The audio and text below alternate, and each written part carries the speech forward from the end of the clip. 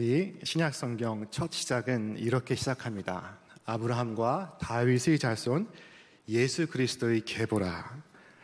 이 신약성경 제1권 제1장 제1절에 등장하는 이 아브라함을 가리켜 사도 바울은 모든 믿는 자의 조상이라 라고 표현하였습니다. 이 믿음의 조상은 아브라함을 가리키는 공식적 지칭이 되었습니다. 오늘 우리는 이 아브라함을 통해서 믿음이 무엇인가를 배울 수 있습니다. 어느 하나님께서 아브라함에게 말씀하십니다. 아브라함아, 너는 너의 본토 친척 아비 집을 떠나 내가 네게 지시할 땅으로 가라. 내가 너로 큰 민족을 이루고 네게 복을 주어 네 이름을 창대케 하리니 너는 복의 근원이 될지라. 너를 축복하는 자에게는 내가 복을 내리고 너를 저주하는 자에게는 내가 저주하리니 땅의 모든 족속이 너를 인하여 복을 얻을 것이라. 이에 아브라함이 여호와의 말씀을 쫓아갔고 그때 그의 나이 75세였더라 라고 말씀합니다. 아브라함은 하나님의 약속의 말씀을 쫓아 본토와 친척과 아비집을 떠나 대략 4,200리를 이주합니다. 1,650km에 해당합니다. 그가 떠난 곳은 오늘의 이라크이고 그가 도착한 곳은 오늘의 이스라엘입니다. 지금도 그렇지만 이 4,000년 전의 이주는 안전한 일이 아니었습니다.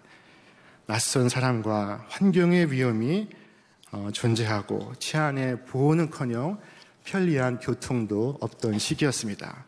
더구나 그곳은 아브라함이 한 번도 밟지 않은 곳이었습니다. 정연이라는 작가가 쓴 양화진이라는 책에는 지금부터 131년 전에 조선 땅에 처음 찾은 개신교 선교사 언더우드의 기도를 소개하고 있습니다. 이 기도 속에는 조선에 도착하기까지 선교사의 힘든 여정이 표현되어 있습니다. 그 압축적인 한 문장이 이렇습니다. 주여, 그 넓고 넓은 태평양을 어떻게 건너왔는지 그 사실이 기적입니다. 자신이 태어나고 자란 본토와 친척과 아비집을 이탈하는 것은 쉬운 일이 아닙니다. 그것은 4,000년 전에도 그랬고 130년 전에도 그랬고 오늘도 그렇습니다. 제가 아는 어느 교우는 미국의 캘리포니아에 사시는데 어린아이 둘을 둔 아이의 엄마이기도 합니다. 이분이 어느 날 유치원에 늘 아침마다 하듯이 아이를 차에 태우고 유치원에 아이를 맡기러 갔습니다. 그리고 아이를 내려주고 가려고 하는데 어느 금발의 미국 부인이 한 서너 살쯤 보이는 검은 머리의 동양 여자아이를 맡기고 가더랍니다. 이내 그 부인은 차를 몰고 갔는데 그 부인이 떠난 그 자리에서 아이는 유리창에 창틀을 붙잡고 울었다고 합니다. 그런데 아이가 울면서 하는 말이 우리말로 엄마라고 하는 소리였습니다. 이 아이는 한국에서 얼마 전에 입양되었던 아기였던 것입니다. 아기가 본토와 친척과 아비집을 떠나 낯선 곳, 낯선 환경에서 울고 있습니다. 얼마나 낯설고 또 얼마나 불안하고 얼마나 무서웠겠습니까? 아이는 세상의 거친 바람을 맞으면서 창을 붙들고 엄마를 찾고 있습니다. 저는 이 이야기를 처음 듣고 이 거친 세상에서 이 아이가 어떻게 살 수 있을까 걱정되어 그날 밤 잠을 이루기 어려웠습니다. 시대가 바뀌고 또 형편이 다르지만 그 이름 모를 아이의 경우처럼 아브라함은 자신이 사는 땅과 태어난 곳과 아비의 집을 떠나 낯선 길에 올랐습니다. 그것은 지금으로부터 4,000년 전의 일이었습니다. 그의 나이 75세였습니다.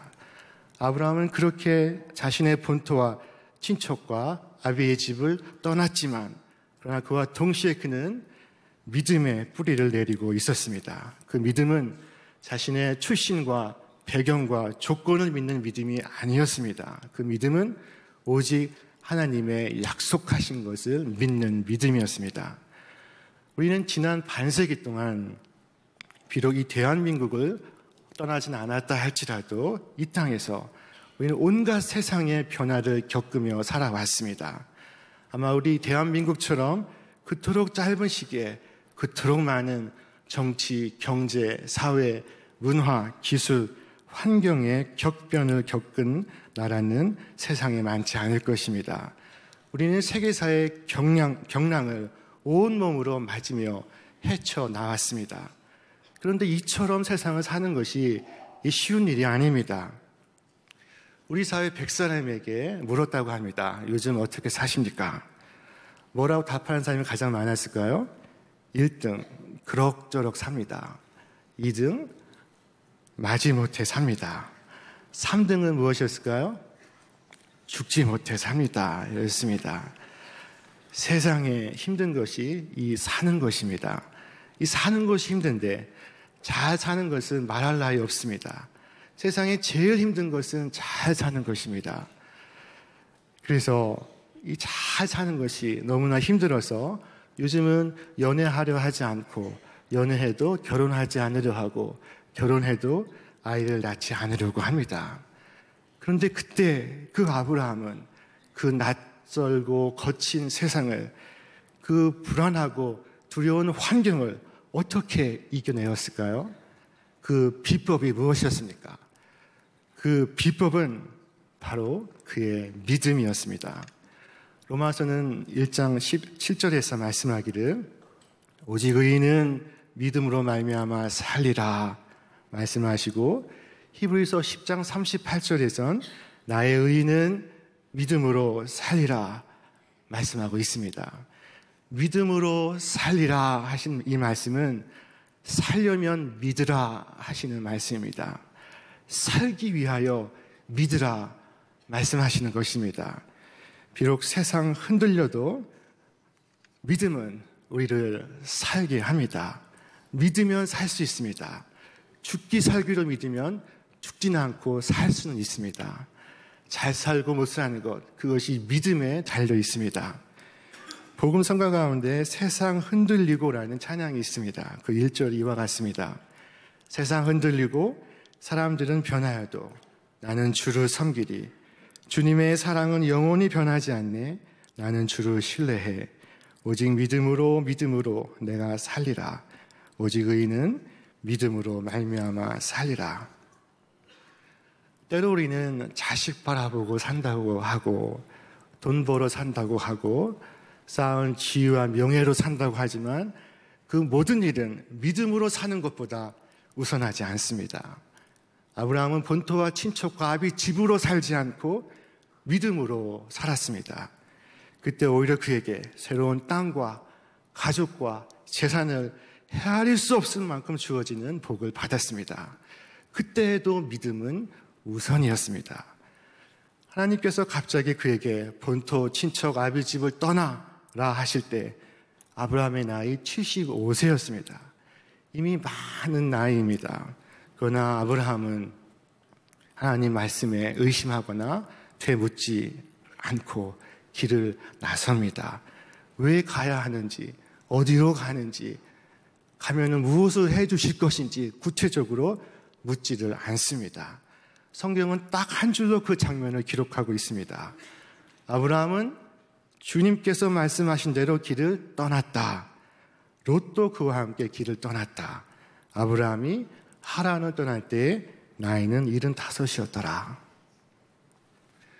아브라함이 그렇게 떠날 수 있었던 것은 그의 믿음 때문이었습니다. 그는 하나님이 믿어졌습니다.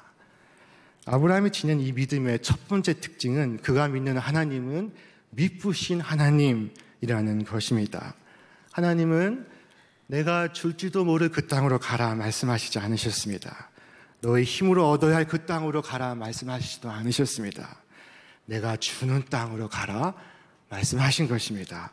그곳에서 큰 민족을 이루고 너에게 복을 주어 너의 이름을 창대하게 하며 너를 복의 근원으로 삼겠다 말씀하셨습니다. 그것은 아브라함에게 주신 하나님의 약속의 말씀이었습니다. 이 아브라함은 자신의 잘못으로 인해 여러 번 위기에 봉착하지만 그때마다 어김없이 하나님은 그를 붙드시고 권고하셨습니다. 그의 실패까지도 오히려 은혜를 빛나게 하였습니다. 하나님의 이 미쁘심에 관하여 십자가만큼 확실한 증거는 없습니다. 로마서 8장 32절에서 말씀하기를 자기의 아들을 아끼지 아니하시고 우리 모든 사람을 위하여 내주신 이가 오직 그 아들과 함께 모든 것을 우리에게 주시지 아니하겠느냐. 우리에게 주시는 이 약속은 우리의 완벽함이 아니라 하나님의 완벽하심에 따라 주시는 선물입니다. 우리가 실패해도 이 하나님의 사랑은 조금도 줄지 않습니다. 하나님은 우리의 잡은 손을 결코 놓지 아니하십니다. 세상은 공허한 약속, 허망한 맹세를 남발하지만 하나님의 말씀은 1.1획도 땅에 헛되이 떨어지지 않습니다. 아브라함은 세상의 경랑 속에서도 하나님의 변함없는 약속을 바라보며 나아갑니다. 히브리서 10장 23절에서 말씀하기를 약속하신 이는 미쁘시니 우리가 믿는 도리의 소망을 움직이지 말며 굳게 잡고 라고 말씀합니다. 하나님과의 약속의 뿌리를 내린 이 믿음은 우리가 세상을 사는 힘이요 능력입니다.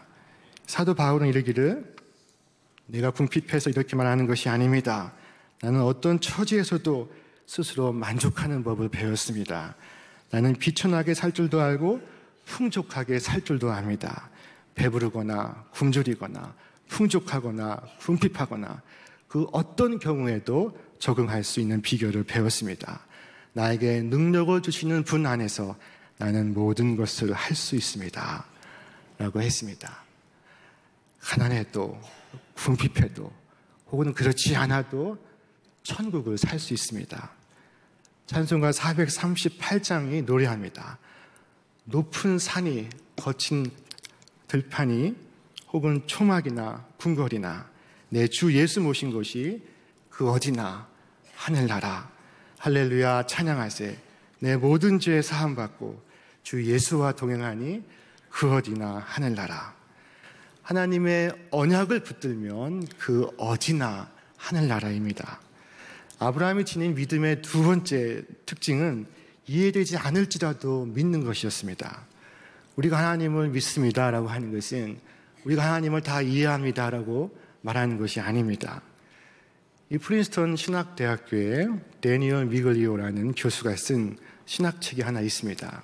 그 책의 제목은 이해를 추구하는 신앙입니다. Faith Seeking Understanding입니다. 이해를 추구하는 신앙.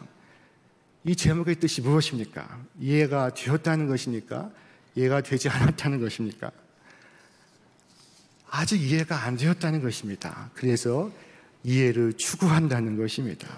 이해가 되면 좋지만 끝내 이해가 되지 않아도 상관없습니다. 이해하지 못해도 이해가 되지 않아도 나는 믿습니다. 믿음은 이해를 통해서 얻는 것이 아니요 이해되지 않을지라도 믿는 것입니다. 믿음은 믿는 것입니다. 엄밀히 이야기해서 우리에게 다 이해가 되는 하나님은 하나님이 아니십니다. 이해가 되어서 얻는 믿음은 믿음이 아니요 산수나 계산입니다. 우리가 잘 아는 요셉은 야곱의 아들로 태어났습니다. 그러나 그는 형님들에게 미움을 사서 붙들려 애굽의 상인에게 노예로 팔렸습니다. 그렇게 건너간 애굽의 어느 한 장군의 집에서 다시 또 애매하게 누명을 뒤집어 쓰고 죄수가 되어 옥에 갇히게 됩니다. 이해할 수 없는 일이 연속되고 있었습니다. 그는 이스라엘을 떠나 애굽에 거할 때까지 줄곧 내리막길 인생이었습니다. 그의 아버지 야곱이 고백한 바 험악한 인생을 그가 살아갔습니다. 그런데 요셉에겐 한 가지 은사가 있었으니 그것은 꿈을 꾸고 꿈을 푸는 능력이었습니다. 그가 형들에게 미움을 샀던 것도 해와 달과 하늘의 11별이 그에게 절을 하는 꿈을 꾸었기 때문입니다. 해와 달은 부모를 가리키고 11별은 10형과 한 명의 동생을 가리키는 것이었습니다. 그것은 이해할 수 없는 꿈이었습니다. 그런데 그 이해할 수 없는 꿈이 이해할 수 없는 상황에서 실현되고 있었습니다. 어느 날 요셉이 그 가진 꿈과 해석의 능력이 특별한 계기가 되어 애굽의 파라오에게 인정을 받고 순식간에 애굽의 총리의 자리에 오르게 됩니다. 요셉은 굉장히 지혜로운 사람이었습니다. 어느 해인가 이 근동아시아에 7년에 걸친 대기근이 닥쳐왔을 때 그는 애굽뿐 아니라 온 형제와 이스라엘을 다 그 굶주림에서 구해냅니다.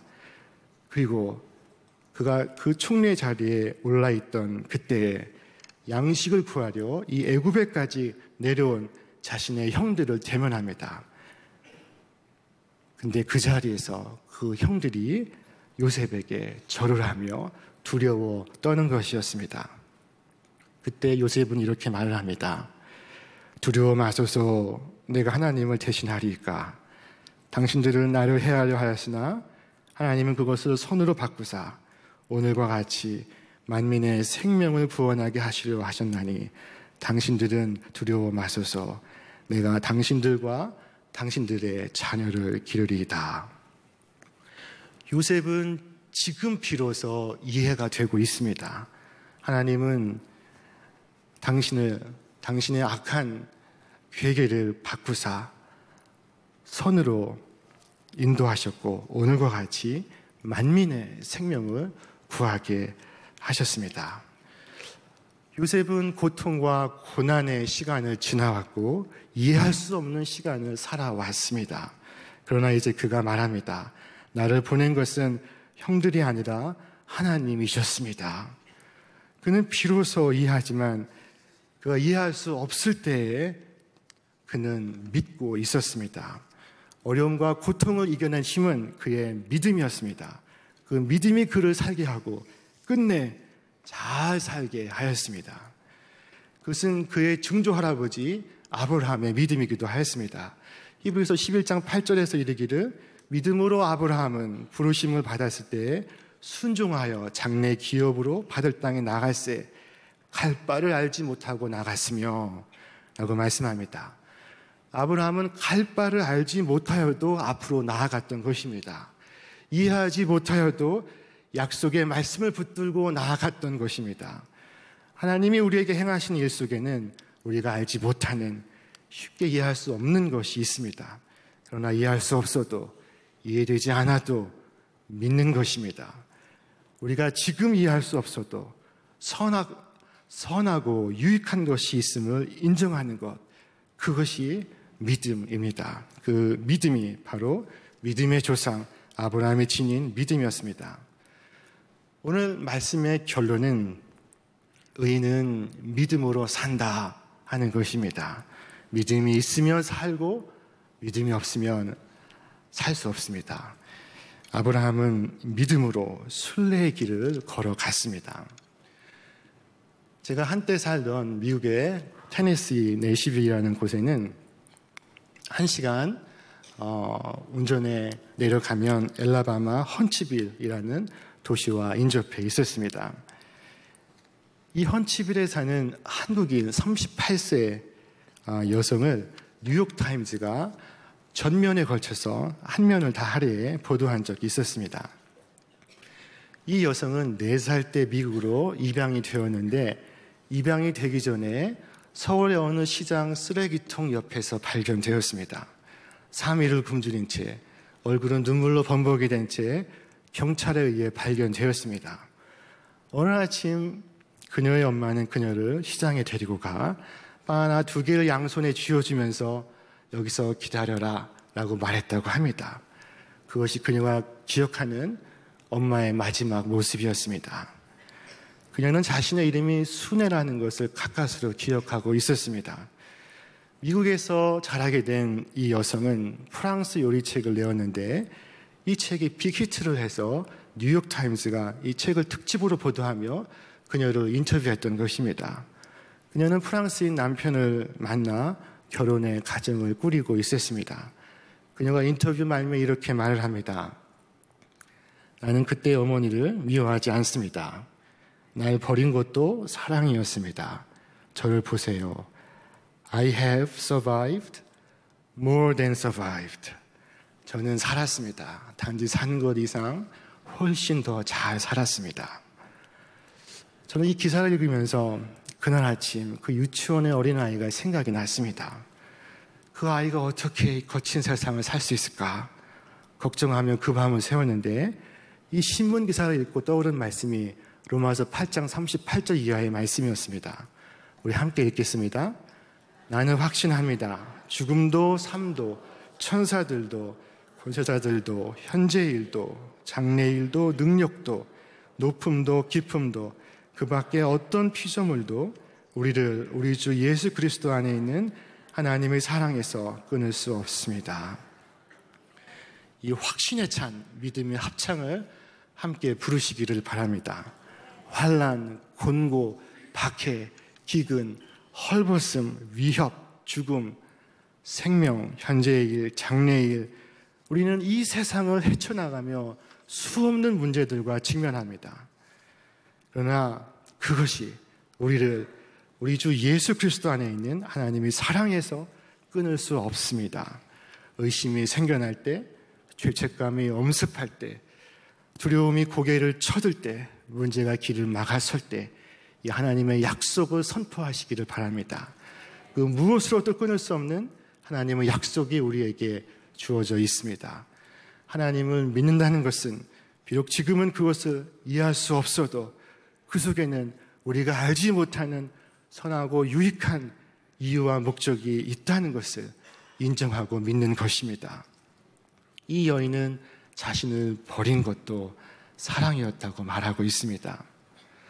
그런데 그 신문 기사가 실리던 거의 비슷한 때에 뉴욕 맨하탄의 어느 최고급 아파트에서 우리 한국 최대 기업의 회장의 막내딸이 수천억 재산을 남겨두고 스스로 목숨을 끊어서 세상을 떠들썩하게 하고 있었습니다. 여러분, 여러분의 세상이 흔들릴 때 무엇으로 사시겠습니까? 세상 흔들릴 때 오직 믿으시기를 바랍니다. 내가 결코 너희를 버리지 아니하고 너희를 떠나지 아니하리라 하신 전능하신 하나님, 그 놀라우신 약속을 믿으시기를 바랍니다. 주변의 모든 사람과 상황이 두려워하라고 말을 할지라도 하나님의 약속을 붙잡고 평강의 길로 나아가시기를 바랍니다. 믿음은 오늘의 세상을 살아가는 여러분의 힘입니다. 여러분의 능력입니다. 그 믿음으로 남은 2016년 한 해를 걸어가시기를 바랍니다. 그 믿음으로 세상의 파고를 넘어서 약속의 땅으로 전진하시기를 바랍니다. 언제나 우리를 사랑하셔서 우리를 생명으로 인도하시는 그 주 하나님을 믿는 믿음으로 험한 세상 늘 승리하시며 살아가는 우리 신촌의 모든 믿음의 식구들 다 될 수 있기를 주님의 이름으로 축원합니다.